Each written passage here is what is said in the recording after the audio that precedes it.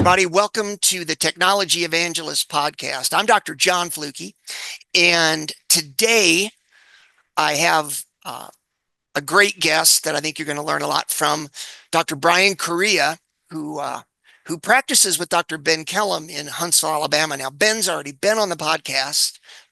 Bryan's his partner, and I think between the two of them, we're going to get some really great info to help you all. So, hey, Bryan, thanks for joining me. I appreciate it.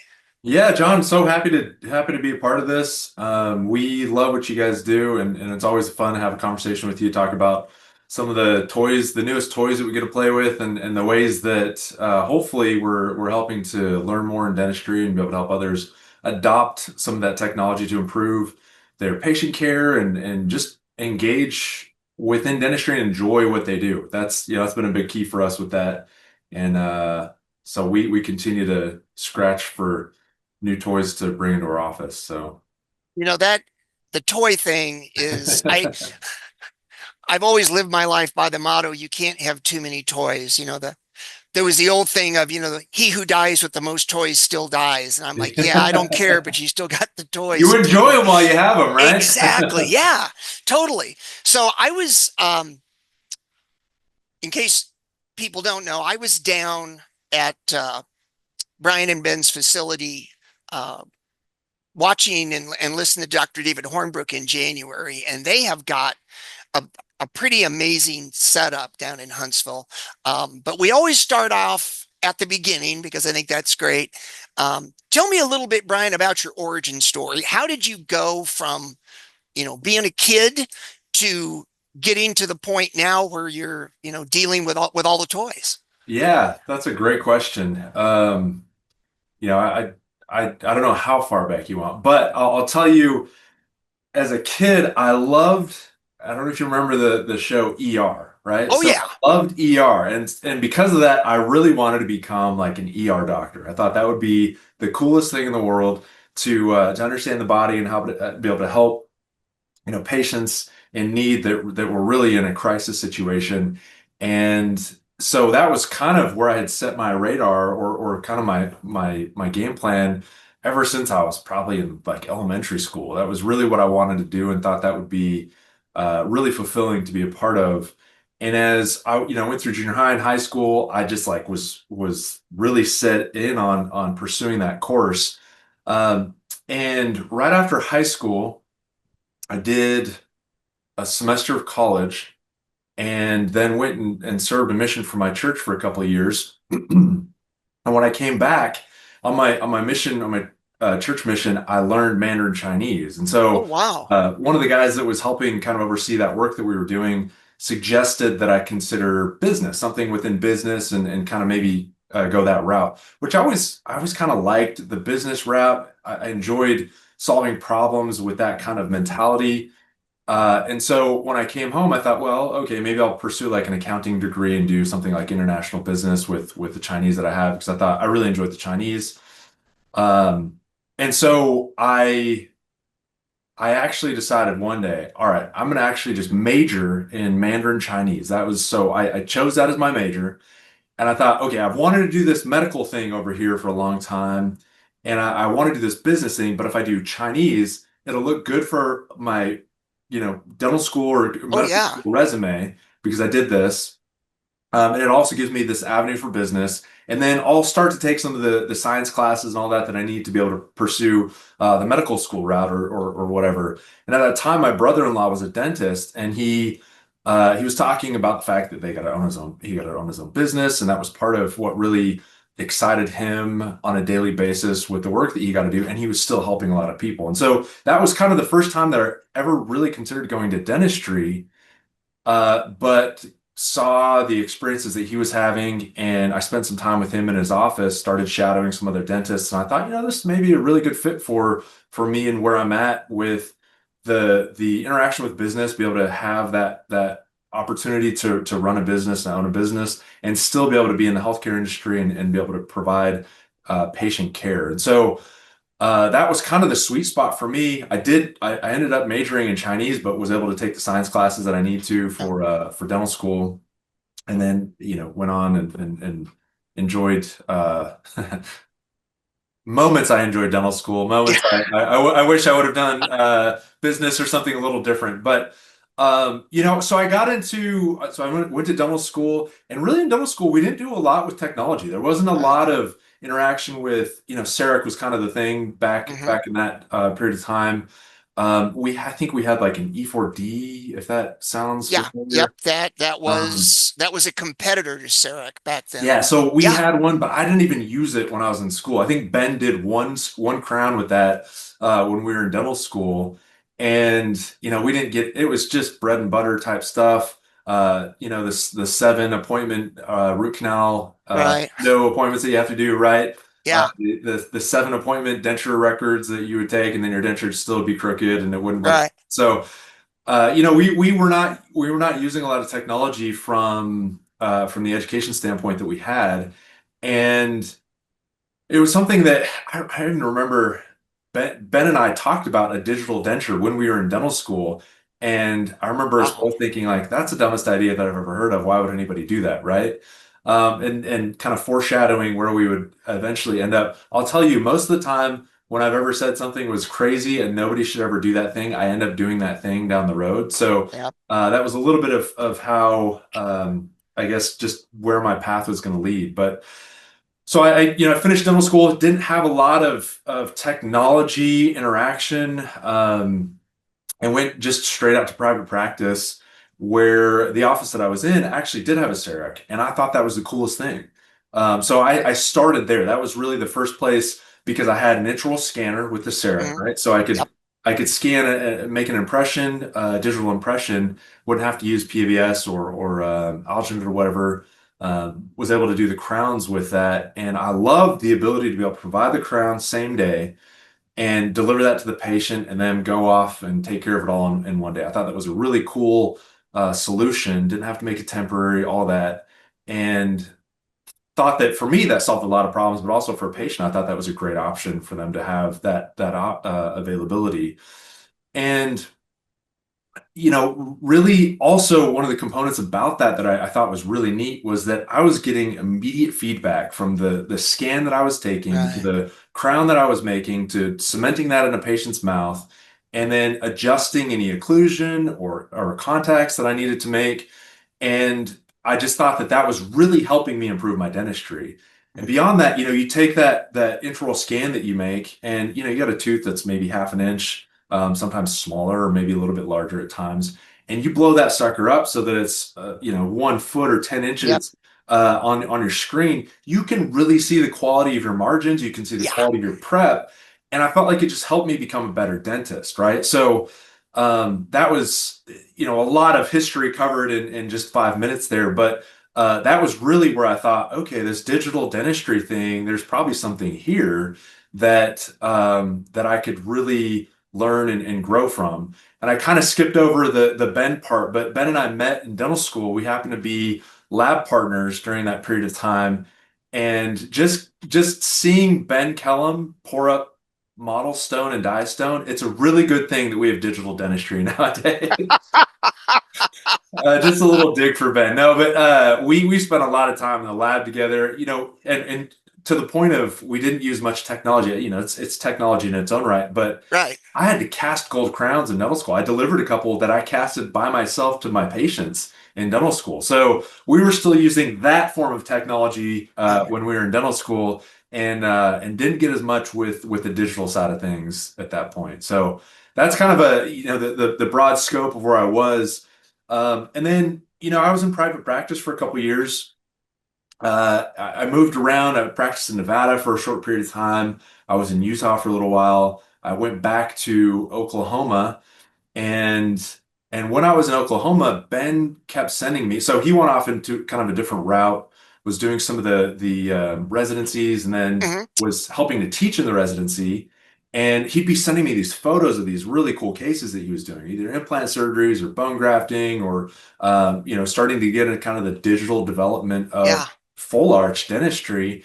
And I'd be doing hygiene checks and class 2 fillings, and I thought, man, there's something a little bit different than about what we're doing here. Right. And so I would constantly, Ben and I would constantly talk about. what options existed and how to help our patients get better treatment. And he was showing me a lot of the tools that he had available, which were a little bit more advanced than what I was using. And I just, I'd always say, "Oh man, I wish that I could be doing that kind of dentistry. I wish that Yeah.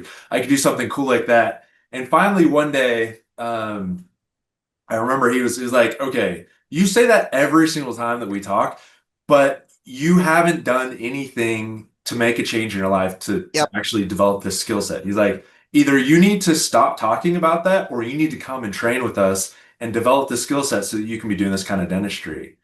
And in my head, I just thought, I mean, I actually own two different practices. I own two practices in Oklahoma at the time. I was like, there's no way I could leave my practice to go and do this. Yeah. Um, and my brother, right around this time, my brother was about to graduate from dental school as well.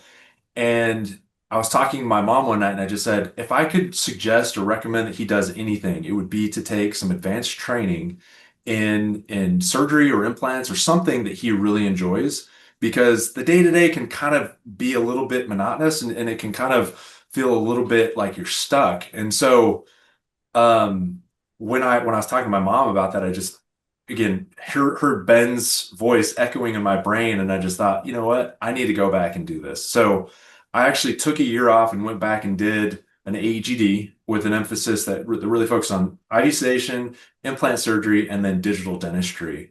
And the residency that I attended had this unique mixture of those things. And that's really where I started to learn a ton about the digital components and the technology that we have available now to really change the approach that we're taking to the patient treatment, right? At the end of the day, the patient wants a tooth, right? We understand that. They want something that's going to function for them, that's going to look nice. But I have found that with the digital component, I learned in my residency, and then from then till now, that there are other avenues that exist for us to be able to help them get that in a way that is sometimes easier for them and sometimes it's easier for us, but ultimately, hopefully improves the process and their end result. I did the residency. I took a year off. My plan was to go back and implement all this into my practice. But as I was nearing the end of my residency, I was working with Ben in the residency, and he said, "You know what? What if we jumped in and did this education thing? What if we took a little different route and set up a system or an office where we could help people in the community gain better access to care by leveraging this technology to provide, highest standard of care that we possibly can, but utilize this technology to lower the price point for our patients so that they could be getting things that, traditionally that would be out of reach for them." And that Right. was like one of the coolest things that I had ever considered before. Didn't think that I was going to be in a position to be able to do that, but Ben and I, we had another partner at the time as well, and we kind of joined forces. And I don't know why they wanted me to be a part of it, but I was happy to just tag along with the group. And we were able to start Transcend out here in Huntsville, Alabama, and that was about 4 years ago that we started up out here, and it has been wonderful ever since. I've just loved it. And we've really adopted or built what we do around here all around technology. So we have, a bunch of different intraoral scanners. We have, I think, 4 5-axis mills that we have in our facility, a dozen 3D printers, and facial scanners, photogrammetry. I mean, there may be a couple different items that are heavily used in digital dentistry that we don't have, but off the top of my head, I can't think of many of them that we don't use on almost a daily basis. I would say all those things that I mentioned we use on a daily basis, and really built what we do around that technology, and it's a cornerstone of how we operate now, which has been not where I thought I would end up, but I'm very happy I did. Well, it's kind of a fill into that a couple things. Number one is that the way I met Bryan and Ben was when I was with Dental Products Report, we did some online CE events, and I would host them, and then we'd bring different doctors in. And I'm not sure which one of you I met first, but you guys did two separate programs. And I remember watching the slides go by, and I was just like, this is leading edge stuff. I mean, you guys, I had read and seen some like articles with, with photos and stuff about photogrammetry at that point. And I knew it existed, but I didn't know anything about it. And I didn't really know clinical applications. And I remember watching some of the photos that you guys had in your slides. And I was just like, that is one of the coolest things ever. The other thing I wanted to bring up was you talked about, casting your own gold crowns. Um, I was talking to Aush, who is the guy that started Accuretta 3D printing. And it's a funny thing about me. I'm older than you are, and I started out with this in the early days when like I put a computer into my practice just to do accounting, and people thought that was just the most amazing thing ever.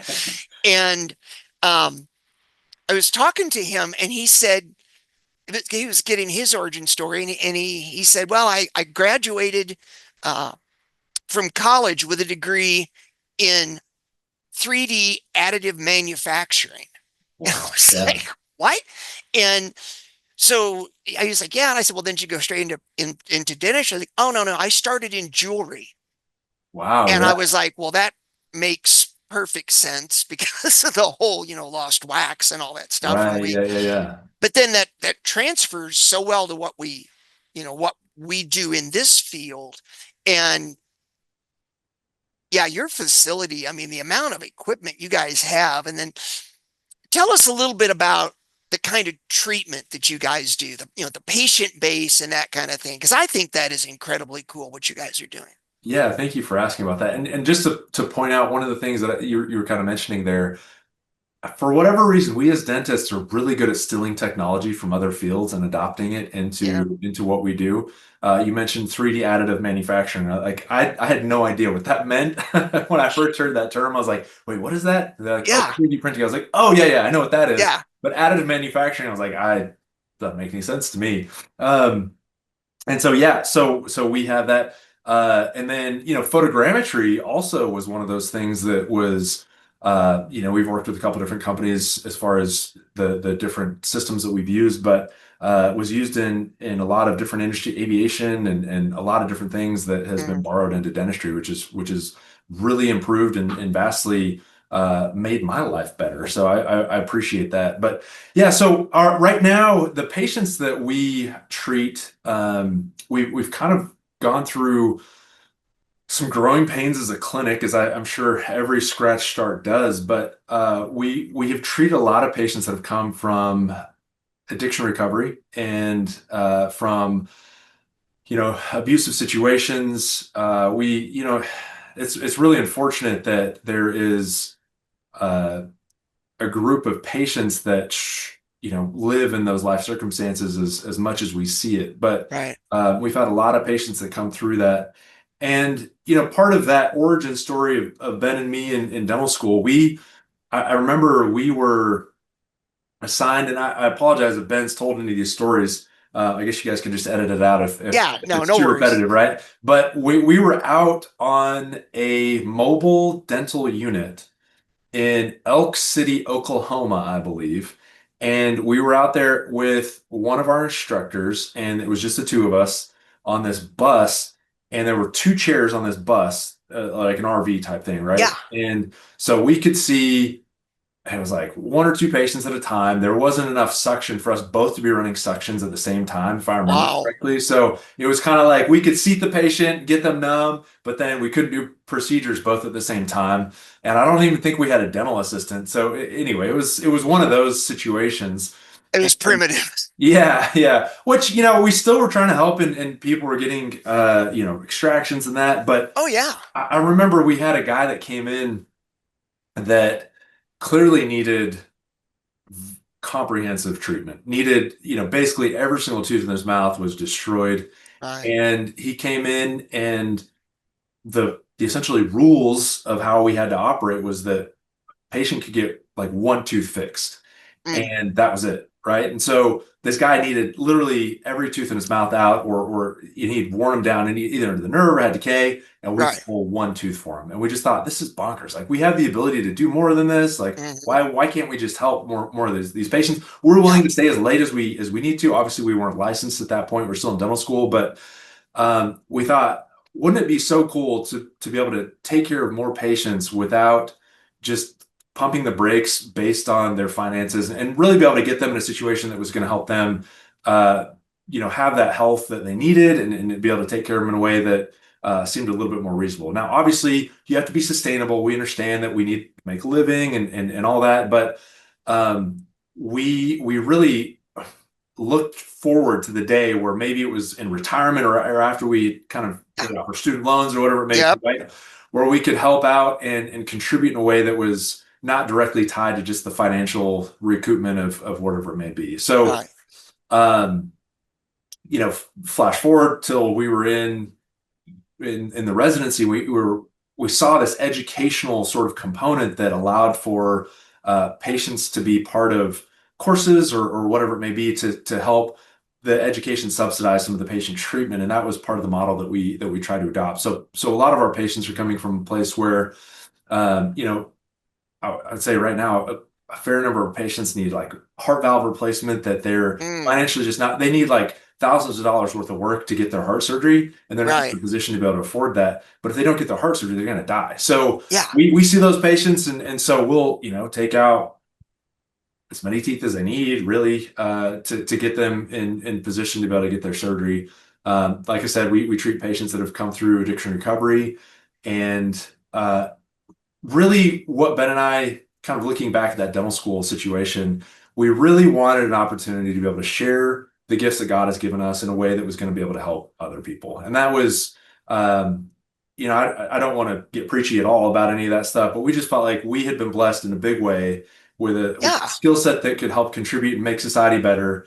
Right. And we still charge patients. We do a lot of full arch implants. We do a lot of crown and bridge, and we charge a fee for that. We're not a free clinic, but if we come up with a patient that needs an extraction and they don't have any money to their name, and they're in a ton of pain, like we're not gonna send them away without taking care of them as best we can. So Yeah. we still do a lot of that type of care.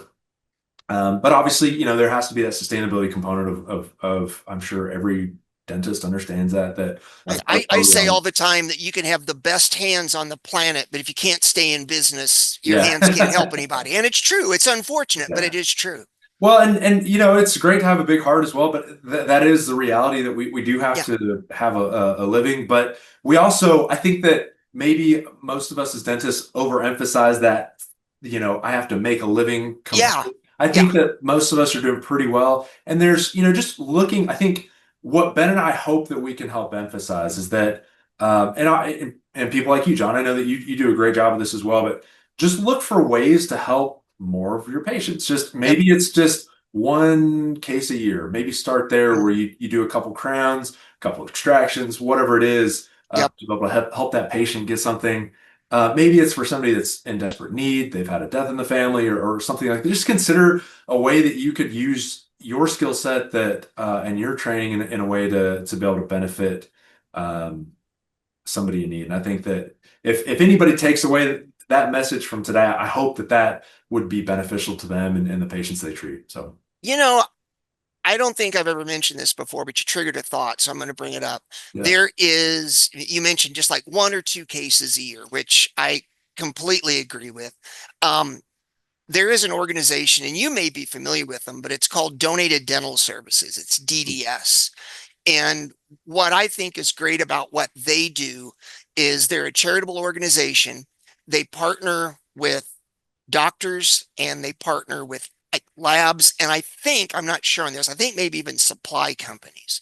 Oh, But wow. but Yeah. what they do is they vet the patients because one of the things that I run into sometimes when I'm talking about, like discounted services or free Yeah. Right. services is everybody's got a story about somebody that's come into their office. I don't have Sure. any money, I'm broke, blah blah blah.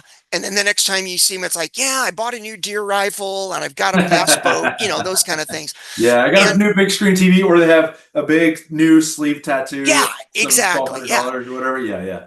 So these people actually go through, they have a really good vetting process, and they Yeah. truly make sure that these people are in need, Yeah. so that then, I don't have to worry about it. And then if, for instance, if they need a denture, well, you Yeah. can do the denture, and they partner with different labs. You send the case to the lab does the case for free. So Yeah. you have no lab fees, and it's just, I do a couple of cases with them a year, and That's it's just awesome. nice because I feel like I'm helping, and I know I'm actually helping people that truly need Or help, need. Yeah. I mean, because that's one of the things. And like you said, if we all just gave just a little, Yeah. I've always said, I've never done it, I'll admit that, but I always said if we could just get every dentist in the United States to set like one day a month or even one day a year aside where it's like, I'm just going to treat people for free, Yeah. and everybody did it, we wouldn't have We- nearly the problem with access to care that we have now. It would definitely make a big impact. And I completely understand that idea of like it doesn't feel good if somebody takes advantage of you for Yeah, sure. Like we all understand that. And I don't fault anybody for being hesitant in that because you yep. also have this idea of like, okay, if I do this for this one person, are they going to tell seven others? And then I'm going to have this issue where Yeah, people are just showing up at my office asking for free care. So I completely understand that, but I also do think that, you know, a lot of the patients that you have in your practice or in most traditional general dentistry practices probably they know their patients pretty well and they know their life circumstances and factors, or at least their office manager does, right? So yeah, I think that that's one avenue that you can also take and consider to find ways that could be helpful to patients. Again, it doesn't have to be, you don't have to do a full mouth rehab case for them, but maybe it's right. just a single filling or whatever it is. Like I think that the more you get to know your patients and find out what the situation they're in, it can be helpful. But again, I think that that's something that technology does a really good job of helping to leverage as well because now I'll do like this morning I did a denture surgery. We had immediate denture that I printed for them. It cost $15 or $20 to print. Right. Obviously we have the design software and we have the printer, and so there's obviously cost associated with that. So by the time that's all said and done, yeah, it maybe cost me $100 or whatever to make this denture for this patient. Right. You factor all the equipment costs into it, but the more you use that, those costs go down, right? Hmm. There's Yep. resin associated with it, obviously, but if the point I guess I'm making is that it makes it a lot easier when you have that technology and you can manufacture some of that stuff in your own office to be able to make a duplicate denture if they break it, and Yeah. it's that can be a big cost for somebody that they're running around without any teeth, and yeah, it's their fault they dropped it or whatever it is, right? Um, but it's also understanding that they're human beings. There's maybe something that you could do to help them out, and I think that that's again just another tool that you can utilize Yeah. to help improve the life of the community around you. You know, one of the things I think nowadays, especially with 3D printing, that the printers are so accurate Yeah, that we can print crowns. yeah, Um, my thing on the printing of the crowns is nobody can tell you yet how long those last. sure, And so my thing is, if you have somebody that comes into your office and they're truly in need, they need a crown or they need a bridge. You can, like, and I'm bringing this up because you brought up the costs, which are pretty minimal. If you've got a yeah, 3D printer, you can print a crown or a bridge. And I have no problem at all telling people, look, here's the cost of, here's the cost of a bridge. right, This is the one that I know is going to last, an extended amount of time. And they'll say that's too expensive. And I'll say, I get yeah, that. yeah, So what if I did one that I'm not sure how long it's going to last, but I did it for a third of the cost? And yeah, there's a lot of people out there. I think about like young people out of college. They're just getting started in right, the world. They've got some debt, but they've also got dental needs. I kind of humorously, not to bring faith into this, but I'm Catholic. So what I do is I bring up kind of a joke. I call them purgatory restorations. I'm like, they're not temporary and they're not permanent. They're somewhere in between, and I'm not really sure what that is. But if it's the difference between that right, and Having a being busted in tooth. pain or Yeah. putting it off, then what's wrong with that? What's wrong of giving somebody a chance, Yeah. to save their money and then be able to, afford the ideal dentistry maybe 3 years, maybe 5 years from now. But if I can keep them functioning for that amount of time, and we both know that, we're going into this, we're not sure how long it'll Yeah. last. I got no problem at all with that. Do you feel kind of the same way? Or don't let Oh, me put totally. words in your mouth. No, no, no. Yeah, Okay. I mean, it's just like you said, honest conversation with the patient to say like, hey, this may last for 3 years or it may last for 6 months. I'm not exactly sure, or may last longer than that. I'm Yeah. not positive. I will tell you, I had a guy that I had made him a temporary bridge actually I printed it out of a resin, and I was like, this is going to be your temporary. I want to see you back and get this. It was like 3 years later that he's like, hey. He called me up. He's like, "Hey, I guess I need to come back and get that final bridge." I was like, "Yeah, you probably do." But the one that he had, it held up just great. It was an anterior bridge from 6 to 8, or was it 9 to 11, something like that. Yeah. And it looked great when he came back in. Everything margins were fine. It was holding up just fine. So yeah, I mean, the technology is improving, and I think again, uh, I think that it doesn't have to be for every patient, and I'm not trying to encourage people to just give up all their dental work for free, but I think that Right. technology provides a very interesting opportunity to be able to help in ways that maybe traditionally were cost prohibitive Right. previously. So, but aside from even the charitable component of the technology that we have, it's just really fun to be able to utilize as well. So we've kind of maxed that out. So we have our own in-house lab. We have 2 lab techs that work full time for us. But I can't tell you how fun it is to, like, we do a lot of implants. We do a lot of full arch implants, Yeah. and it is. I laugh just because Ben hates it when I do this, but I will take an impression or make an impression of patient's jaw, sandwich their bite like I'm doing a dual jaw fixed case, right? Yeah. Yeah. And I'll just like sandwich all this impression material in it, scan it, send it to my lab tech and say, do the best you can with it. And then she just makes gold from what the lead that I've given her. She Yeah. has some alchemy that she's doing, and she delivers these teeth. We're able to deliver these teeth. It just completely transforms the patient, and it looks she's gotten to be amazing at what she does. So seeing that and be able to have that ability is just a really cool function within our practice and within our office. And it just, again, I it just makes it really fun to do what we got to do, and has really lit a fire under me, to have a passion for dentistry that sometimes has waned in the past. But ever since we've been able to really dive into a lot of this technology,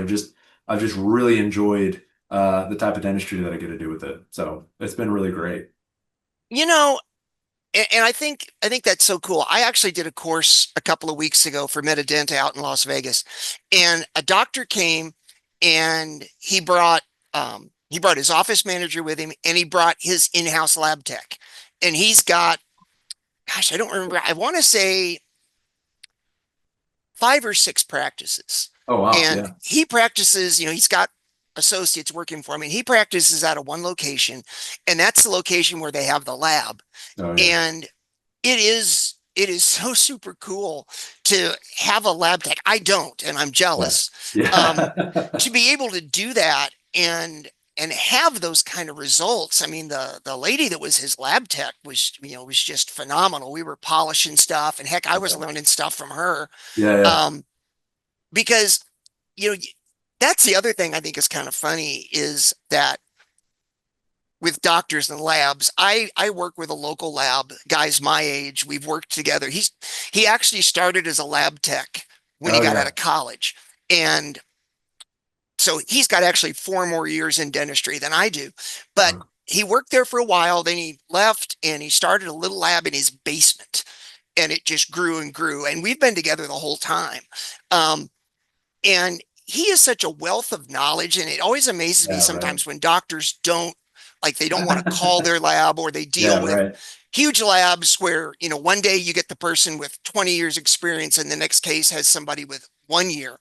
But Yeah. I'm routinely calling my guy Joe, and I always figure that if I've got a question on something like, do you think this will work? Yeah. um I may do one of those a year. He probably sees 10 of those a month, Yeah, right. Yep. and the ability to say, no, I wouldn't do that. I've done 10 of those, none of them worked. Um, Well, just you bring, getting that kind of rapport. I mean, this is a fantastic point that you bring up because we have a couple lab techs in our building in our practice, and that makes sense for what we do. But to be in digital dentistry, you really don't need to have that. Yep, You can outsource almost every component that you want to, and it really can be kind of a mix and match or a la carte version of how you yep, want to practice. Right? There's some digitization process that you need to take place or that takes place, but I'll tell you every PVS impression that you send to a lab, they're scanning and they're digitizing it anyway, right? yep, exactly. So it maybe for a select number of labs that are similar to what you talked about is like, maybe you work with a guy that hand stacks all his porcelain in his basement or is using like, Press Max or something like that, where it's Yeah, like that more of an analog process.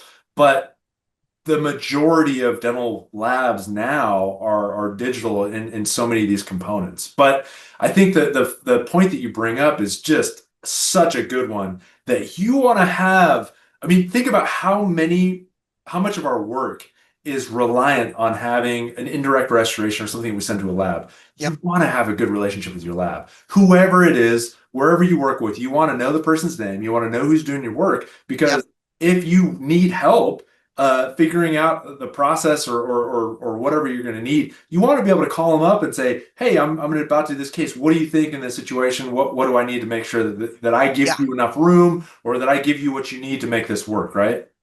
Just this morning for that same denture that I did, I had my lab tech come down and I said, "Hey, I'm about to do this," and she had made a note on the denture that said, "You need to make significant reduction of the bone to create restorative space available in order for this to fit." And I was like, "Oh, really good to know. I wasn't going to do that much, but now I changed my whole procedure. I ended yep, up doing a lot more alveoplasty in this case because my lab tech said I need more restorative space." And so it changes the way that I operate, being able to have that back and forth with my lab tech. And ultimately, it benefits my patient, right? yeah, It allows them to have the outcome that they're really seeking for something that looks really nice. And I'll tell you, my denture this morning, the midline was a little bit off because what I had given my lab tech, he didn't have any teeth in the front. He had some posterior teeth that were still right, there. She was just guessing on where everything was going to line up. It yeah, didn't line up perfectly, but you know what I did? I took some photos. I took an intraoral scan, and we're going to reprint the thing because she can just ship the teeth pretty yeah, quickly over, and we fixed the problem, right? So it's having that rapport with your lab, and again, I'm a big fan for the digital component of the setup and all that. But if you have somebody that can make those changes pretty easily for you, send the hmm, file back, you can print it in your office. Now the patient comes in and the midline's corrected or whatever it may be, right? So there's this like a la carte version of things, but also this idea that you want to have a really good relationship with your lab because I mean, I can't think of too many other partners within dentistry that you're going to have that'll have a bigger impact on the results for your patients that you're going to get, right? yeah. I've talked to some doctors, and I don't agree with this, but they almost look upon the lab as like a subcontractor. No, I tell them where to put the post. Sure. I'm building a You deck, and could I go tell them that I want the route. post. Yeah, and the thing is, it's like you said, it's just the more information you get from them, the better result you end up getting. Yeah. And so that communication is, I think it's key.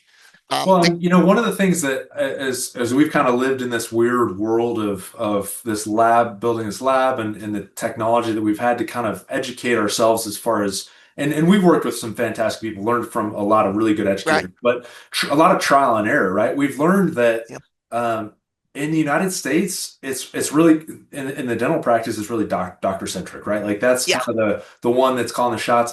In Europe, though, and in other places in the world, the lab tech is a very highly respected position because again, they are partners with the dentist in providing that restoration. Yep. Unless you're doing all your own lab work, you're going to be working with somebody that's going to be helping you in that process. Yep. So making sure that you have that really good relationship, I think is really important.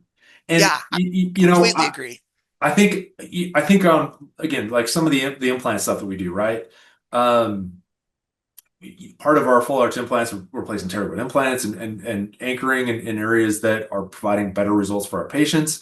And that process, just adding that one component to what we do, it was kind of uncharted territory for us at a certain Mhm. point. And you don't normally have teeth all the way back there, right? Most people pull their third molar. So trying to Yeah. figure out how that's supposed to fit together and in a way that's going to function well for our patients, that's a conversation that I want to be able to have with my lab tech and say, like, hey, my patient's complaining that when they bite down, they're biting their cheeks too often. We need to make that a little bit more narrow so that they feel a little bit more comfortable or whatever it Yeah. might be, right? Like having that ability to be able to talk with the lab tech and troubleshoot with a lot of that together. They'll tell you like, no, you can't. That's not possible. You need to change that angulation of that implant, or Yeah. you need to put a different multi-unit on it because I can't correct that much tolerance or whatever it may be, right? Having that conversation, I think, is ultimately a very important one to have if you want your patients to be happy. So, Well, and you bring up something else that I think is great because in a situation,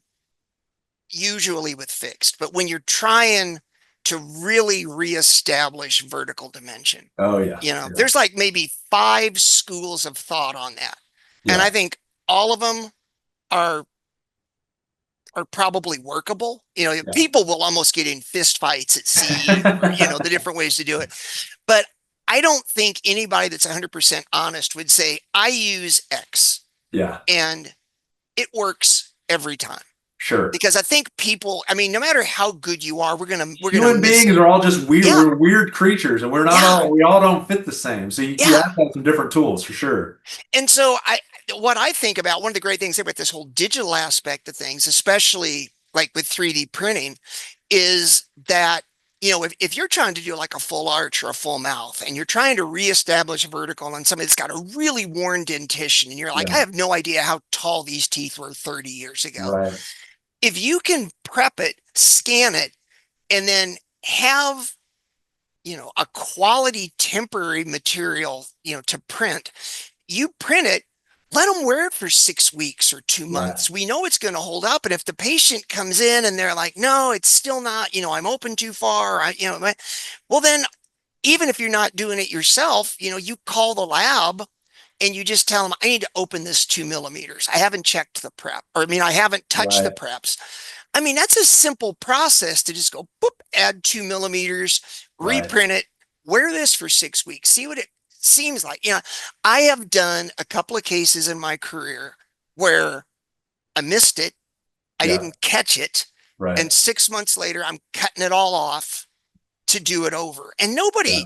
nobody wants to do that. I mean, even if they were paying me for it again, which they're not, I Right. wouldn't want to do that. I mean, it's just Sure. too doggone hard. So being able to work it all out ahead of time and then say, okay, we've got it this way, maybe we've adjusted the temps. We're going to scan that now and Right. then send that to you, and just recreate that.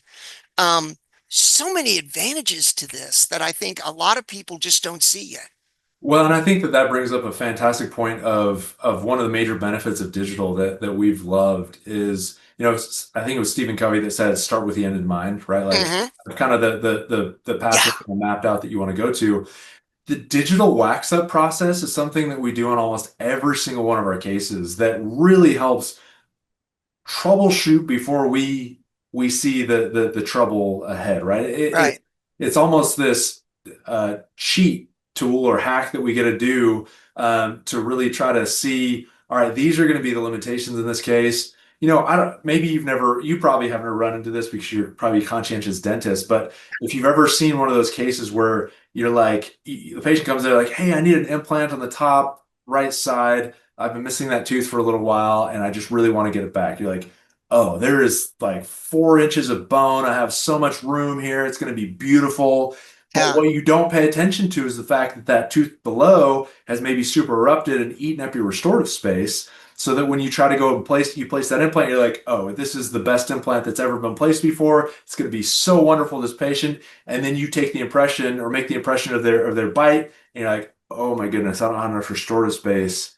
They don't yeah, have room for this crown anymore, right? So again, just even looking at it, analyzing it, planning a little bit more, just having additional steps there can really make the difference between you having to take an implant out and redo the surgery, or making some big alterations in your plan Yeah. because you didn't look at it beforehand. Which obviously pour up stone casts and models and see how that relationship works, but being able to digitally alter things and position teeth, it just makes it way easier, in my opinion, in my hands. So that's one thing that I think has been a great improvement for improving patient outcomes, is just like what you're saying, look ahead and kind of see where you want to end up and make sure that that's a reasonable pathway to pursue.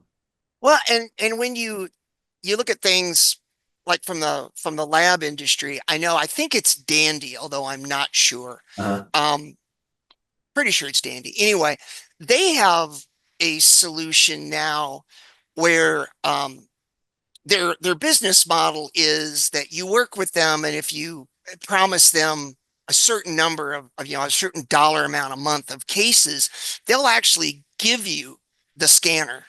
Yeah, And right. Yep. yeah, and they've put in a system now of like live help where you Oh, can cool. scan and you've got a lab tech, that's right there that Right. can Yeah. do like a digital design, like especially for like Oh, yeah. cosmetic things. The Yeah. patient just sits and looks at their monitor, and they're sharing their desktop, and it's like click, click, click, and they just can watch them do it in real Yeah. time.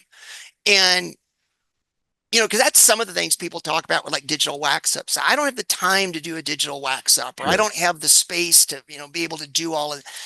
If you can find a solution like that Yeah. comes along, and basically you don't really have to do much other than what you're already doing. Um, Being able to share that with patients being able to see it. I always tell my wife, I think it's funny how like my wife loves to watch home decorating shows, and they'll sometimes take and like have a photo of a room, and they'll take like a kind of like a telestrator, they'll draw, okay, we're going to move that, we're going to put a wall here, we're going to do this. And it's amazing what these people that do that for a living, that have that eye, they can Yeah. look at an empty room and go, okay, this is, and they get done. It's like, wow, that's amazing. And we have that skill with teeth and smiles. Yeah. And it's Yeah. so easy to say to somebody, yeah, we're going to lengthen the incisal edges and we're going to, improve the emergence angle. But patients don't understand that. They can't Totally. visualize those teeth.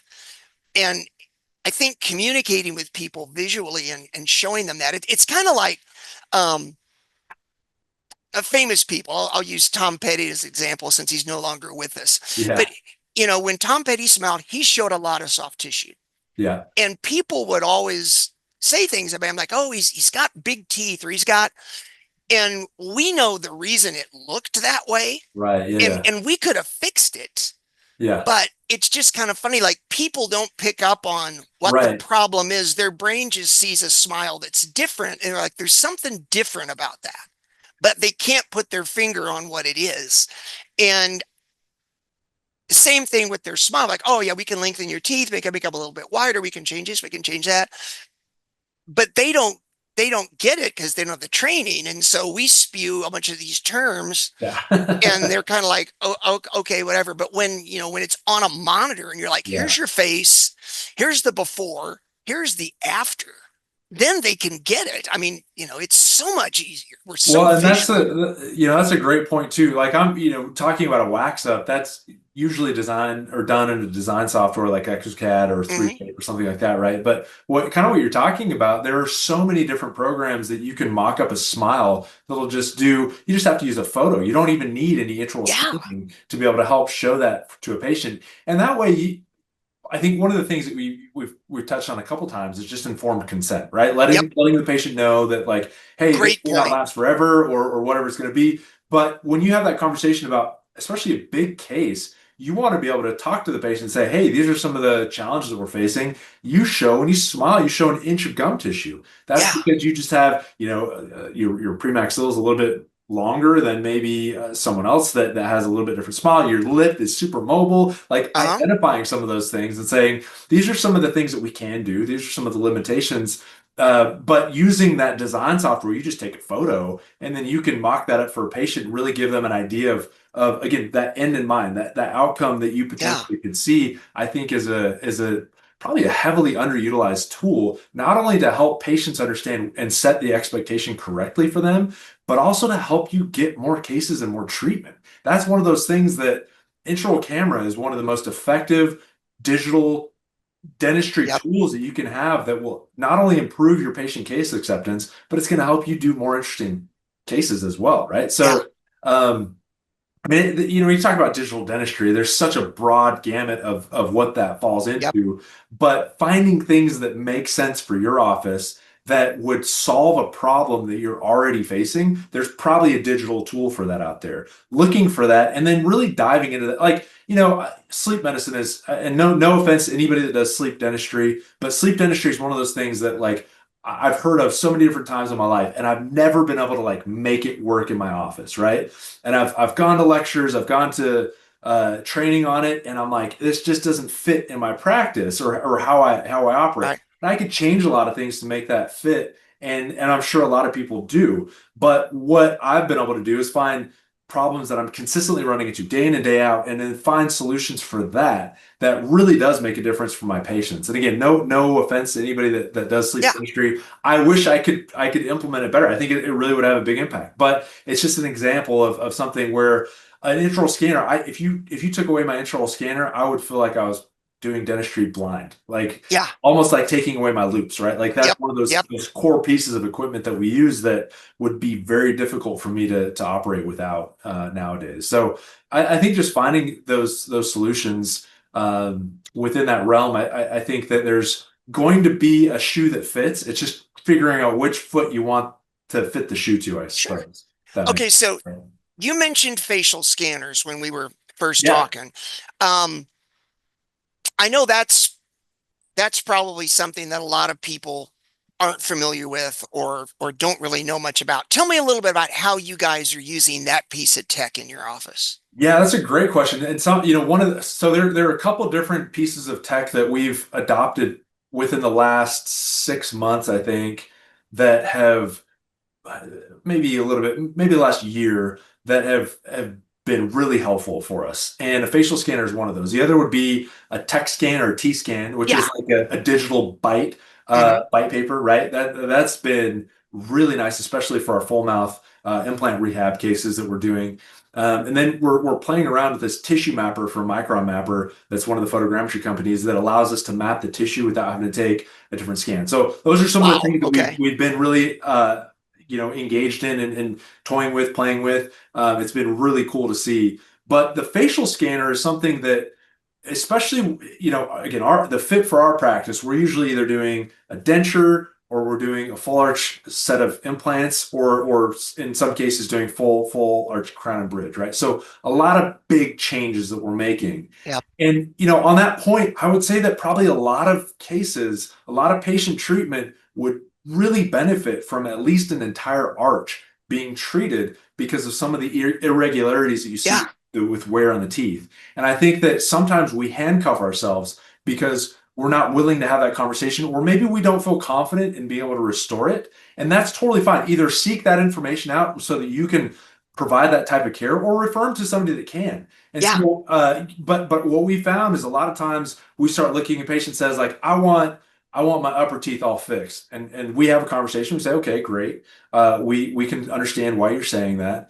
But one thing to consider is that if we're going to build your teeth so that they actually chew and bite, we're going to need to address maybe some of these other lower teeth and put some crowns here or there to reestablish your VDO or whatever. And we use the language that they'll understand, right? But the facial scanner has been really helpful in that sort of educational process, and also this communication process with our lab, kind of like that we talked about before. Mhm. The way that we use a facial scanner is if we're restoring an entire jaw, right? So an entire arch. I say jaw because most of our patients don't understand. If I say arch, they don't know what Yeah. I'm No, talking about. So totally I've get gotten that. into that lingo, right? So if we're doing a full arch case, we love the facial scanner because it can show plane of occlusion, it can show smile line, And so what they do is, and we have the RayFace facial scanner in our practice right now. We've used our cone beam has a facial scanner on it that we can use, and then we've used the Instarisa facial scanner as well. And Shining, like we've used a bunch of different ones. Yeah. We really like the RayFace because they sit down, the patient sits down, it has these arms, and it takes I don't know, 100 photos in like 2 seconds, and then it recreates a digital 3D map of their face, right? So I can see the Frankfurt horizontal plane, I can see their midline, I can see, and it's better than just a photo because I can rotate their face up and down. I can see a lot of different angles from that. And then I can layer in their intraoral scan, so we can combine their facial scan with their Yep. intraoral scan.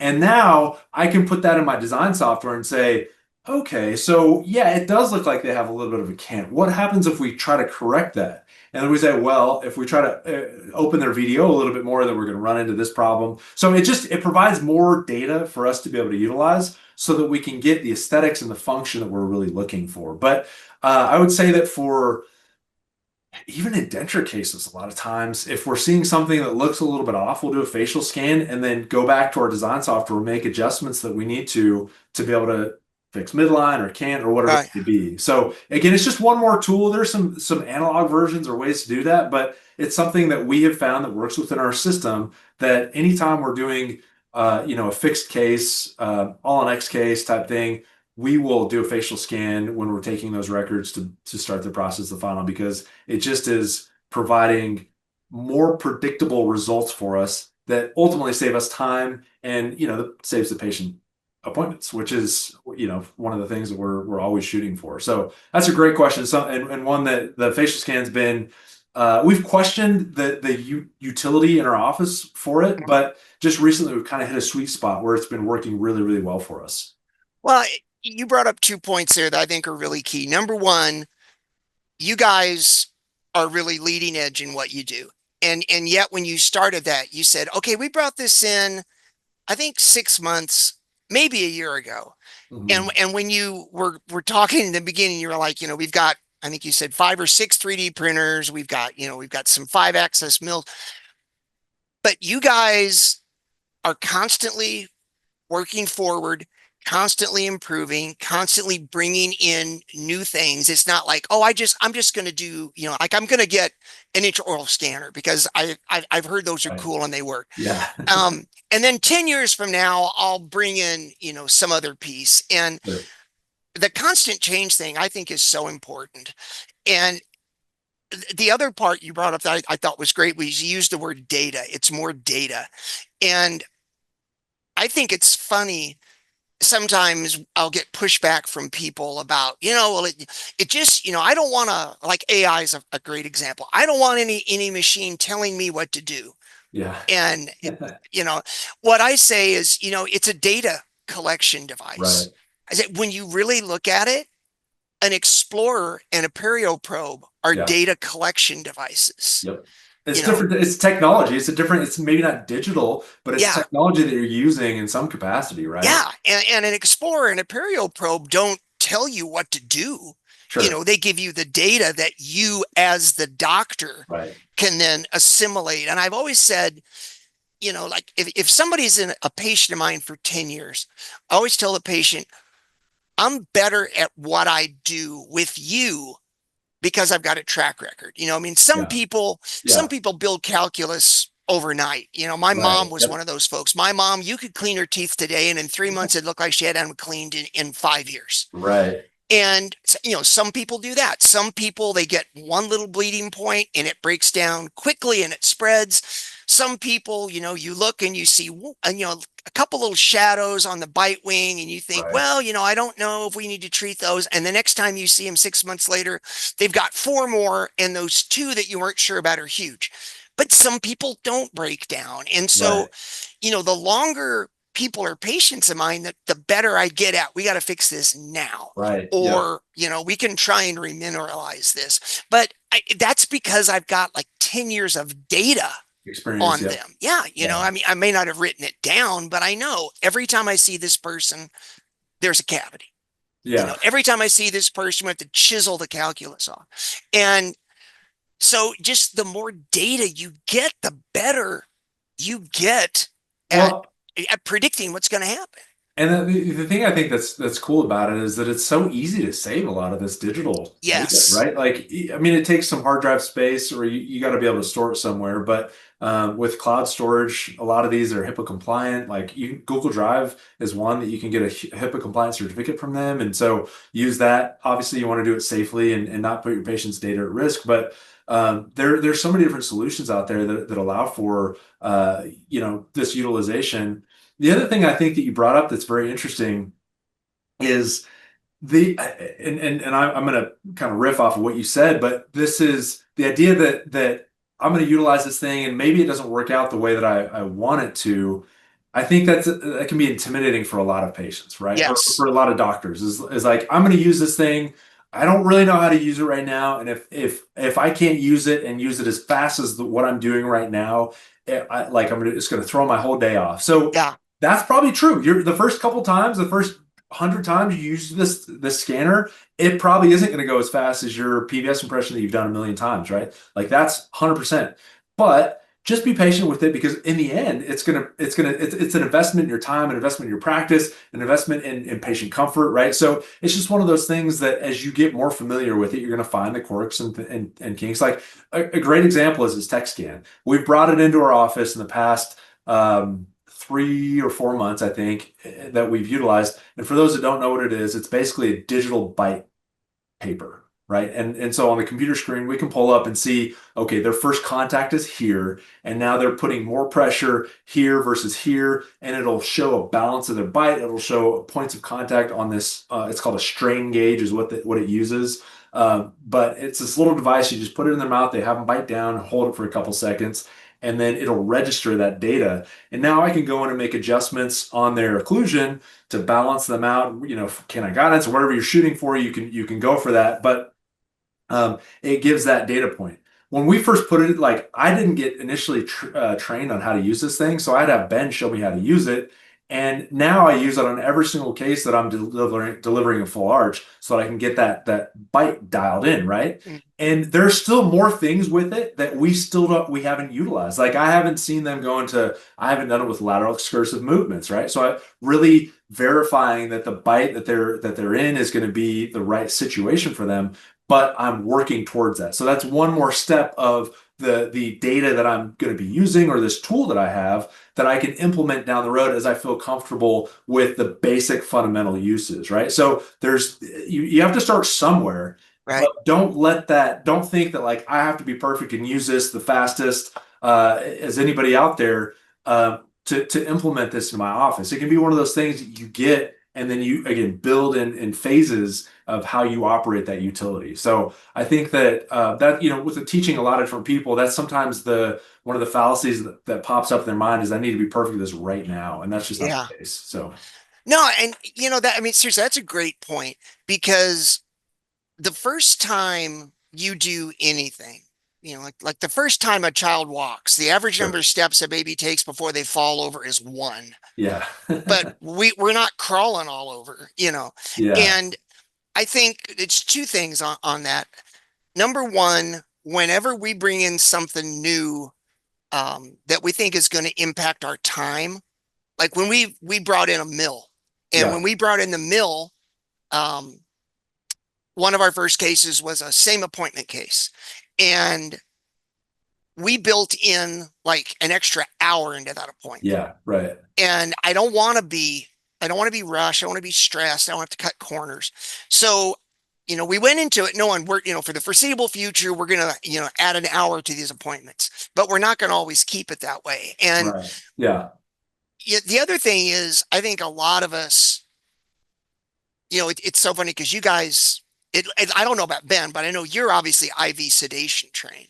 Yep. Yeah. And Ben is as well. Yeah. We do a okay, lot of that. We love it. And that's been another big thing that we focused on this year. But sorry. Yeah. no, that's okay. It's one of the hardest things I think about doing dentistry without Yeah. sedation, and I Yeah. don't use sedation, so Yeah. I'll speak from knowledge, is you feel like you're on stage. You almost feel like you're Yeah. performing Performing. because Yep. the patients are uptight, and then I'm always concerned about, and I level with my patients. If I haven't done something before, I just tell them this is the first time we've done this. Right. I don't Yeah. mind that. But, there's that stress of, the patient's laying there and maybe they aren't even thinking anything about it, but you're like, this is taking a lot longer than I thought it was going to. I'm really Yeah. struggling with this. Are they starting to doubt my ability? Are they going to wonder if I know what I'm doing? And then that just adds more stress. And then you get stressed, and then the patient can pick up on that subtly, and then suddenly they're stressed. And I think leveling with patients and just telling them, like that first uh, same appointment crown we did. Yeah. We told May the take a patient, little longer. It may, yeah, we're working some kinks out on this. yep, And that's, I think that's a great point. Ben one time told me that you can pay a ton of money to go do a bunch of CE and do a couple reps, or you can just chalk it up to I'm going to do some cases at a reduced fee for some of these patients, right. and just with the understanding that it's going to be the first time that I'm doing this, and it's part of my tuition that I'm paying for this. And Yeah. I think Yeah. that's a really, it's been a good approach, and maybe you don't even take that, but just talking to the patient, find those that are good natured and Yep. patient with you, and really set yourself. Don't get the patient that complains about everything and try a new thing on them for the very Yep. first time you've ever done it on that patient, right? So I think that there's some strategy when it comes to bringing some of this stuff into our office that can, just if you think about it for a little bit, can make a big impact. Yeah. Case selection. I mean, Yeah. if The you're key to learning, happiness in life for a dentist, right, is case yeah. selection. Yeah. Because, well, getting back to IV, that's just the joy of IV is that people are out. Yeah. And for a while, um, I had an oral surgeon on his day off. He'd come to my office and sedate people and bring the equipment. And I was amazed how much I could hammer out when I didn't have to have conversations or explain what I was doing. You could just sit down and go.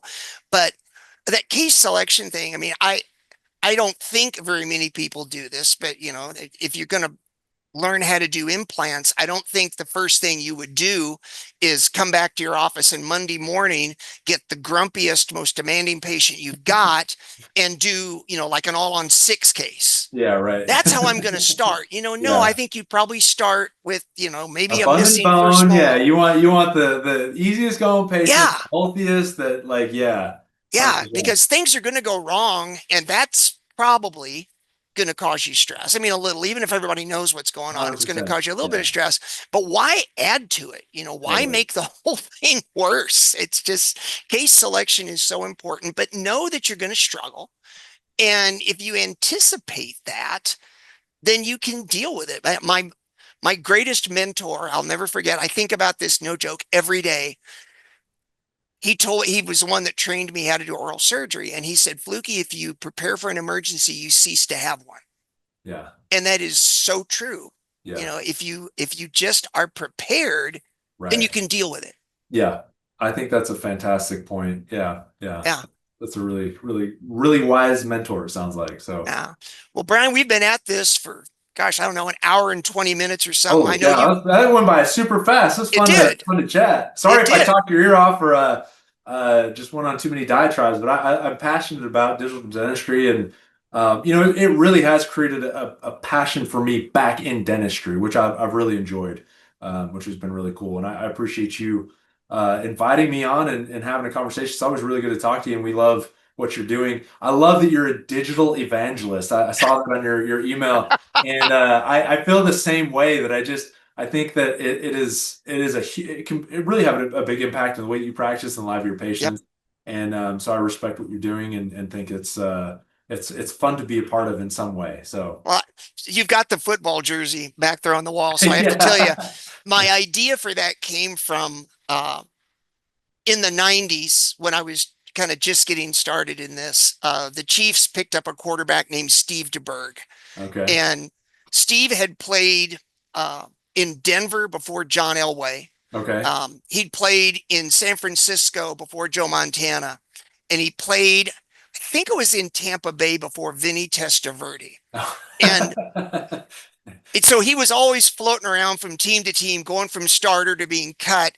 And somebody asked him, it's like, how do you feel about always being prepared or always being replaced, by the next superstar? Yeah, And he right. said, He said, I am the John the Baptist of the NFL. He said, I'm always preparing the way for the next quarterback messiah. And Well, that's a good list of quarterbacks it is, to yeah. precede for sure. So, So I saw that. I was like, oh, there's gotta be a buzz phrase in there somewhere. And yeah, so that's, you know, the other funny thing as we wrap up, you, people will always, whenever you ask somebody if they have like a good idea for something, you'll say, how did you think of that? And to a person, people will say, well, I saw this and I thought, oh, I could, yeah, that right, could yeah. work over here or whatever. So I have this theory that there was only one original idea and we've all just been ripping it off ever since. I have no idea what that idea was. What the original was. It's like Yeah, if you ever read The Hitchhiker's Guide to the Galaxy, like the meaning of life. It's like, have you ever read that book or heard? I need to. I never Well, I won't have. spoil it for you then, but there's that one question. That's what they're searching for. So it's different than you think it'd be the answer. So Okay, I'll fair. let I need you. to read it. Yeah, You're not the first person to recommend it it's a to me. good one. Yeah, it's definitely got like some British humor type thing in it, but it's good. It's good. So, Cool.